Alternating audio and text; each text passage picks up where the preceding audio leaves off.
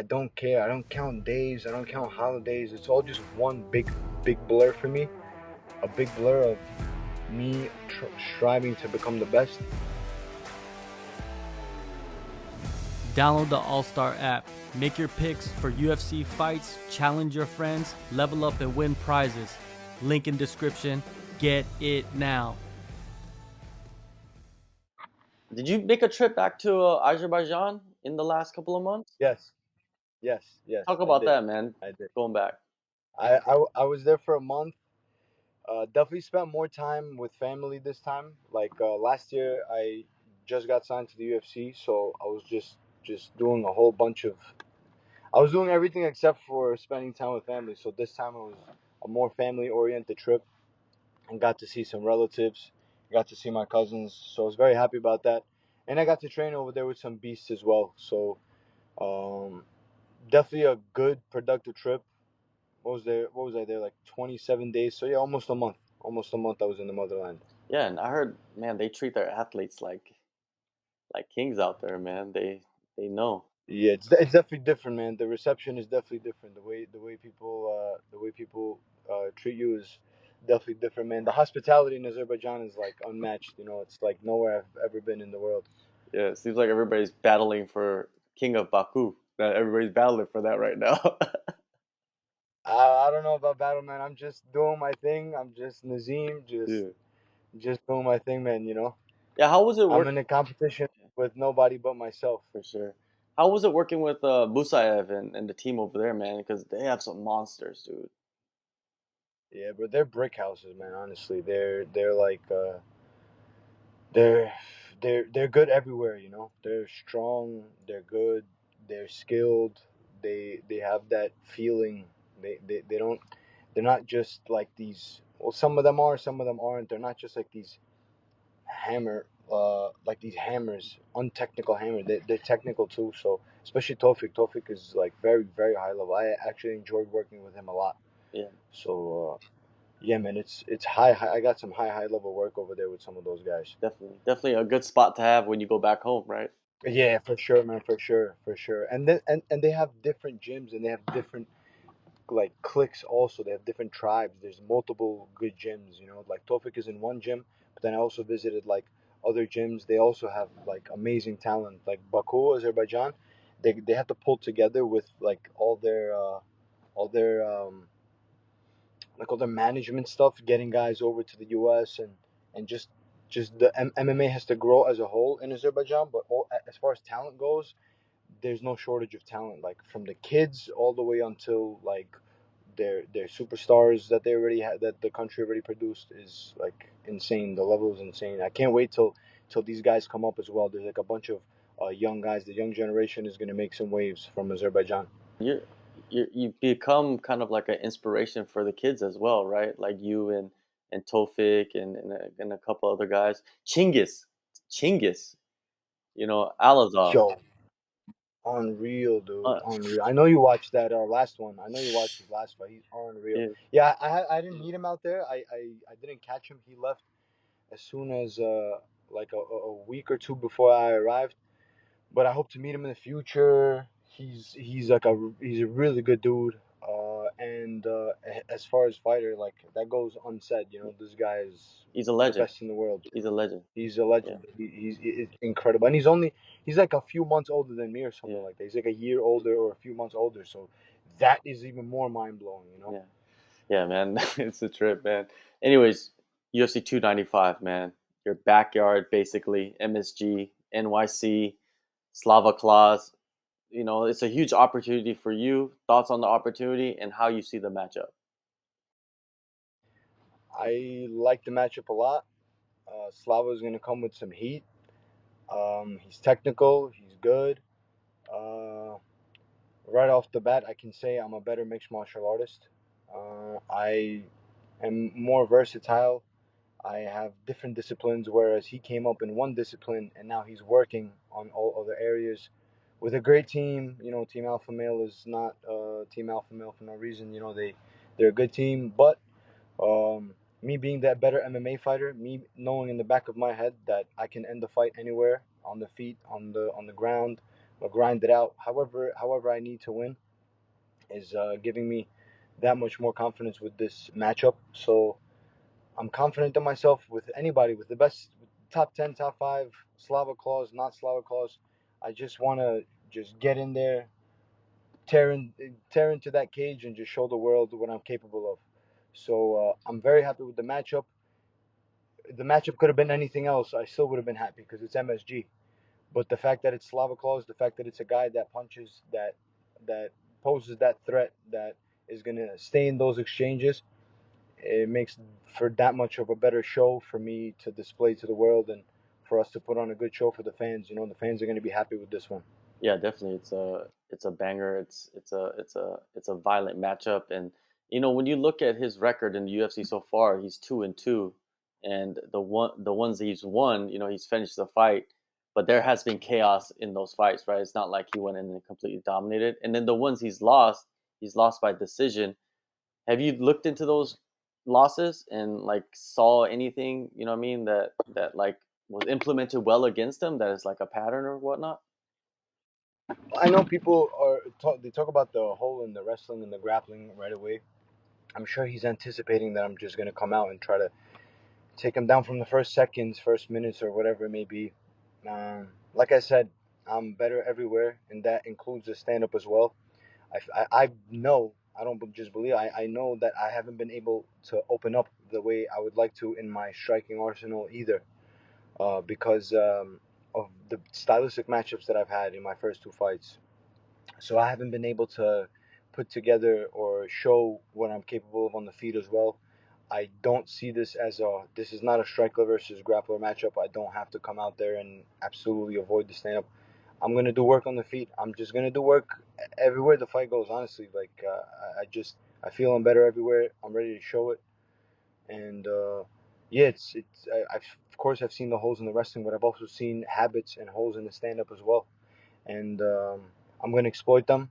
You're gonna see that on November 11th, and he's dangerous as well. He does his things very well. He's one of those guys that he feels distance.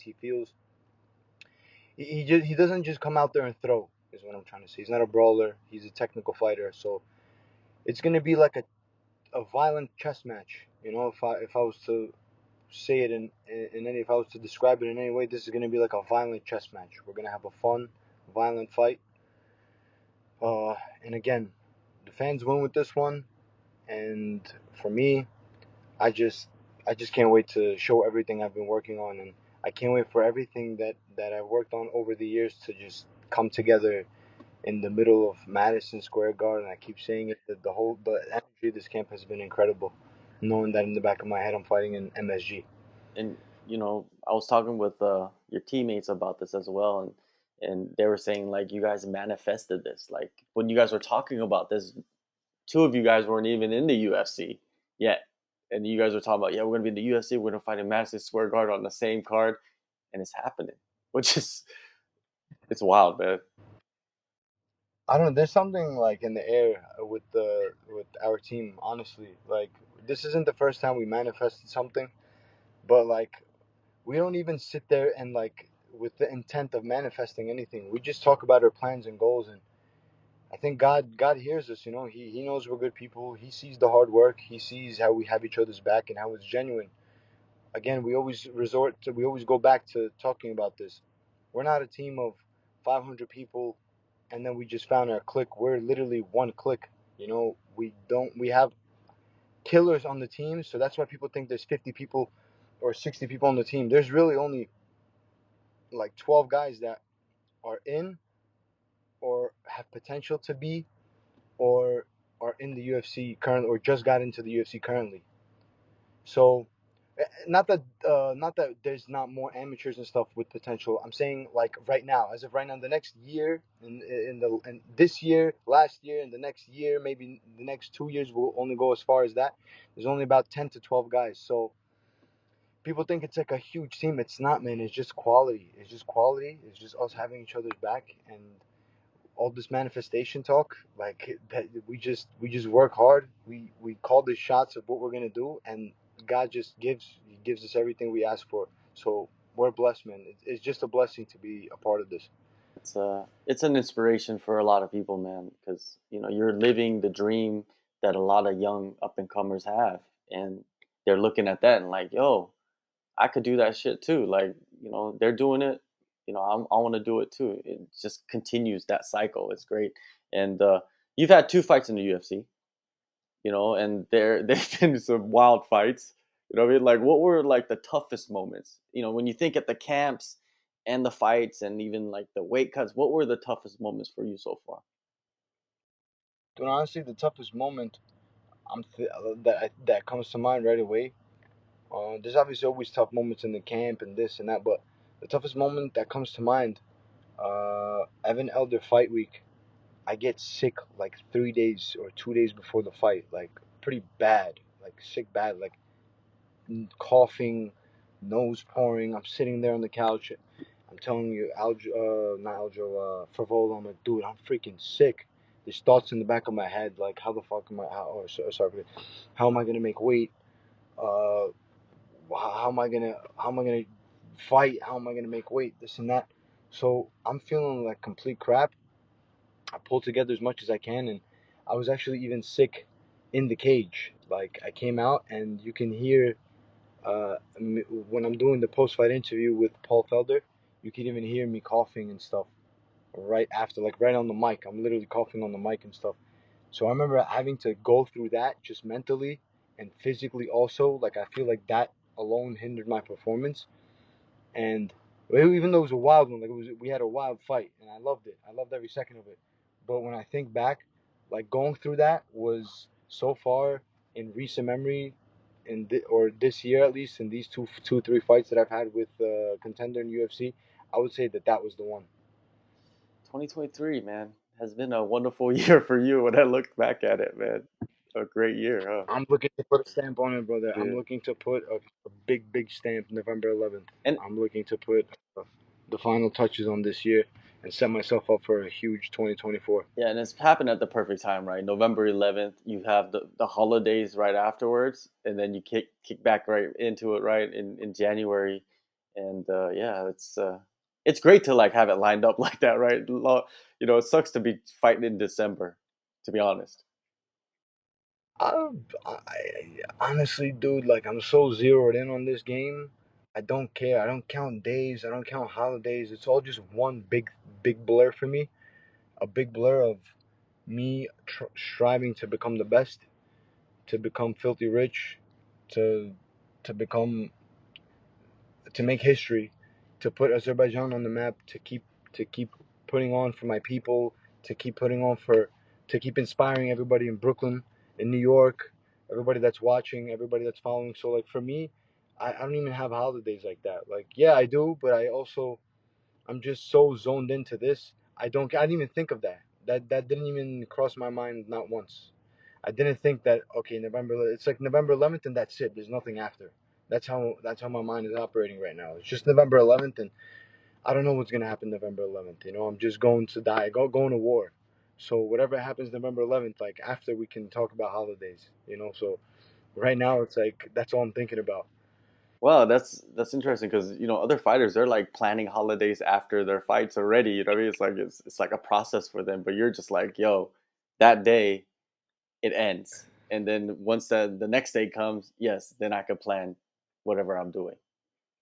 Yeah, dude, I don't know if that's an unhealthy way of thinking or something, but that's just the way I think. Like, there is no after. There's no Christmas. There's no Thanksgiving. There's no New Year's. There's nothing. There's November 11th, and that's it. That's the last day of Earth on the calendar for me. That's it, man. Well, I guess you gotta. Some people have to put themselves in that mindset to get into that space that they need to get into, right? Others don't. I mean, everybody's different.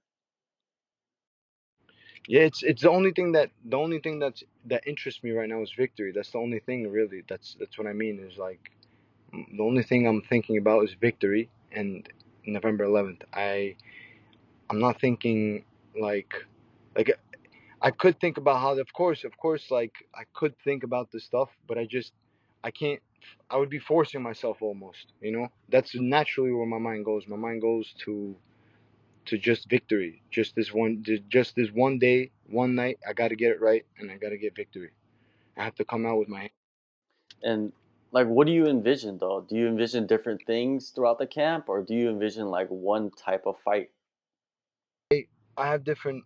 I envision different things. They naturally come to mind. Uh, of course, I envision myself with my hand getting raised. I don't put too much shots or too much. I literally, like, every camp has been the same thing. Just becoming sharp everywhere, being sharp everywhere, being able to finish the fight anywhere, and then the rest will work itself out. Like, I already know where I'm good at. I know the shots that land consistently in training that can put people away. The type of takedowns, when to take them down, or the type of submissions where I can threaten the fight for a finish. Like, I already know all these things, so I just get as well rounded as possible, and then the rest does its own work. And the main event, man, in this card is Jones versus Stipe. Both of them could retire. It's kind of cool to be on a card like that, though, right? Like two legends, two like goats performing, and then it might be the last time you get to see them. I don't know. I don't know what to. It's like a dream, dude. Yeah. I don't know what to say enough about it. Like, I never thought I would be. I'm like, it's just such a big deal, and I'm a part of history. I'm gonna be a part of why the fans are excited that night. I'm gonna be a part of why the fans are cheering. Incredible. I just can't. I don't. I really have a loss for words. I don't know what to say about this night other than that. Like, it's magical the way my life worked out, the way my career worked out, and that it led to this. I wish I could put into words, but I'm literally gonna just need to calm down some time from now to be able to process all this and to be able to tell you what I feel in words. Who do you think wins that fight? I'm just never gonna. I know that might be his last fight, but every now and then I always thought, okay, this might be the guy, or Jon Jones runs through him easily, but this might be the guy, or he gave Jon Jones the first fight was competitive, so he might make the adjustments in the rematch. I always here and there doubted Jon Jones. If he fights for another 10 fights, I'm literally just gonna tell you in advance, all 10 fights are gonna be in favor of Jon Jones. Yeah, That's the GOAT. So I should have never doubted him, but I'll never doubt him again for as long as he fights. there you go. November 11th, no one's gonna doubt you, man. UFC 295, MSG, NYC, full arena. Nazim, dream come true, man. Thank you so much for the time. All the best in the fight.